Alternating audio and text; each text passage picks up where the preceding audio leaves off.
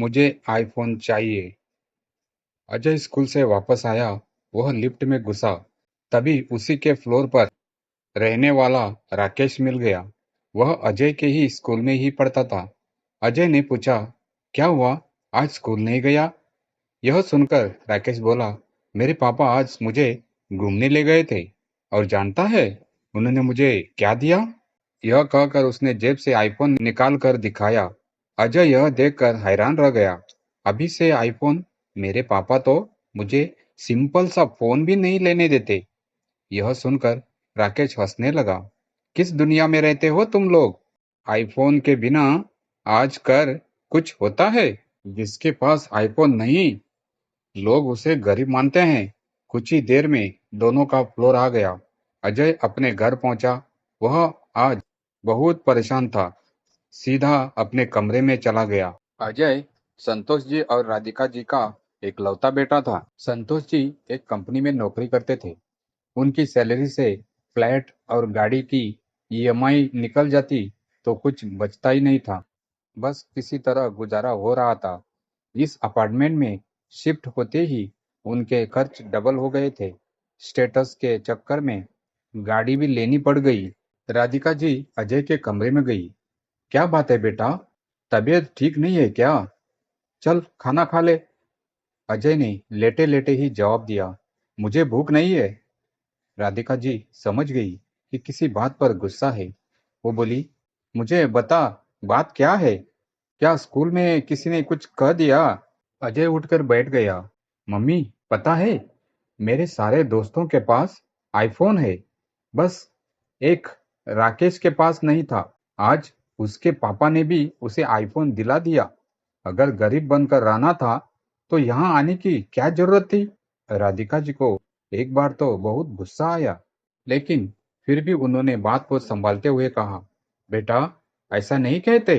तुझे पता है हमने कितनी मुश्किल से यह फ्लैट खरीदा है।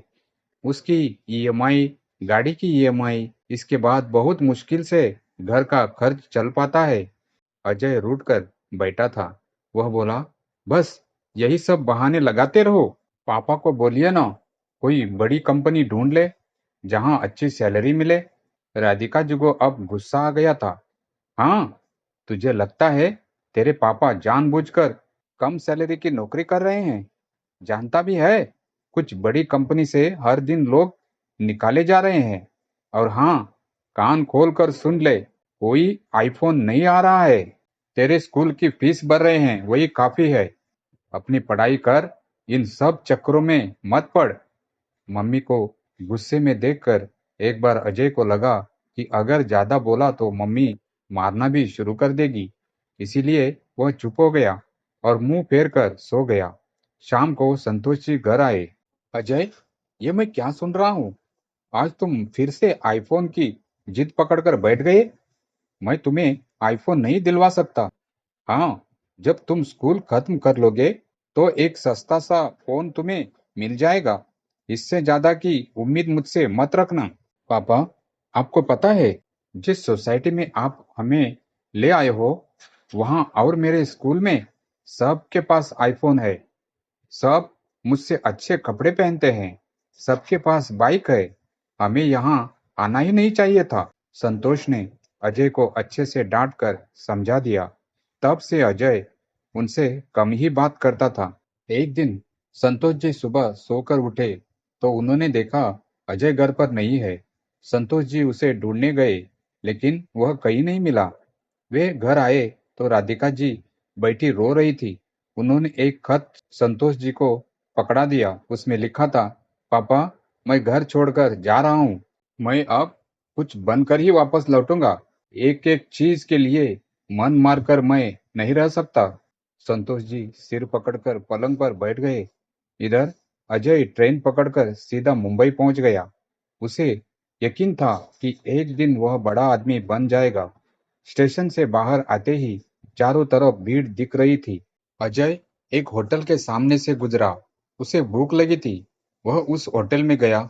वहां एक वेटर आया। उससे खाने का ऑर्डर ले गया।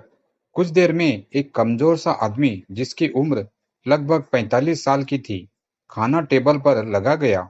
अजय खाना खाकर जब होटल के मालिक को पैसे देने गया तो उसने कहा, यह जो सामने आदमी है बहुत कमजोर है।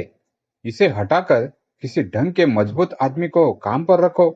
यह क्या ही काम कर पाता होगा। बेटा, यह आदमी बहुत अमीर बाप की औलाद है, लेकिन आज से 20 साल पहले यह किसी बात पर अपने घर वालों से नाराज होकर यहाँ आ गया। बहुत ढूंढने के बाद भी जब इसे कोई ढंग का काम नहीं मिला तो पेट पालने के लिए यह हमारे यहाँ काम करने लगा।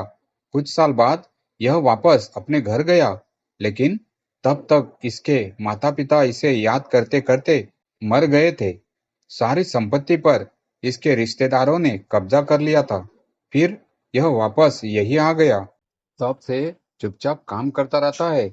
शायद यह अपनी गलती का प्रायश्चित कर रहा है। होटल के मालिक की बात सुनकर अजय के पैरों तले जमीन खिसक गई। उसने अपने पापा को फोन किया। पापा, मुझसे बहुत बड़ी गलती हो गई। मैं आपसे कभी कुछ नहीं मांगूंगा। मैं कल तक वापस आ जाऊंगा। संतोष जी ने पूछा, बेटा तू कहाँ है? मैं तुम्हें लेने आ जाता हूँ।